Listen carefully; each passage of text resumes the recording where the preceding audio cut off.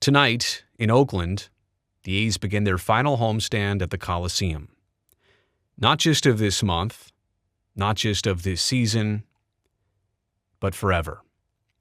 It's something that has obviously been on the calendar for a long time, but it still arrived so quickly. And now the tragedy that some have been anticipating since April of 2023 is the reality that all will be experiencing come Thursday, September 26th, once that final home game and final out is recorded. I realize there are still actual baseball games to be played, final scores to be tallied, and some milestones to be reached.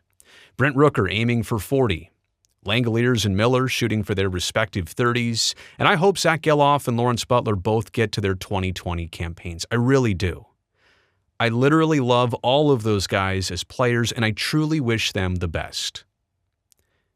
But no offense, right here, right now, none of that is actually on my radar this weekend or the rest of the way. I really couldn't care less about anything from a baseball sense.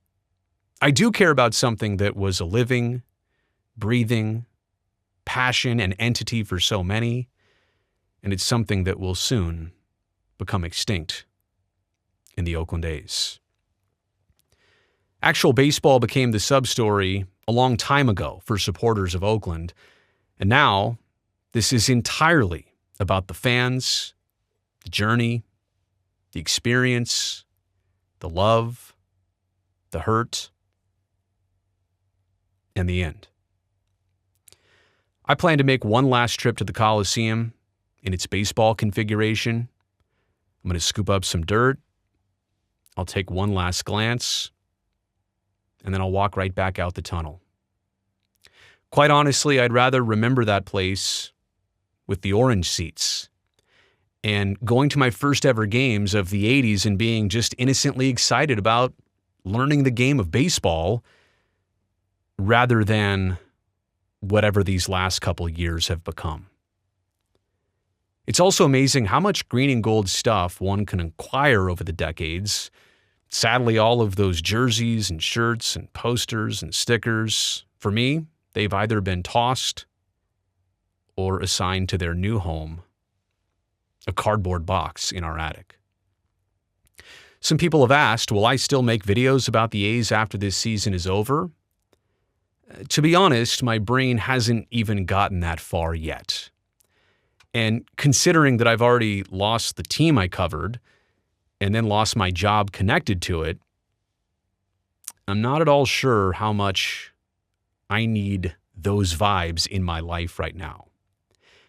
However, I certainly will never lose my connections with sports fans of the East Bay, the Bay Area, and Northern California. And I do intend to respect the legacy of what this franchise was for more than 50 years locally.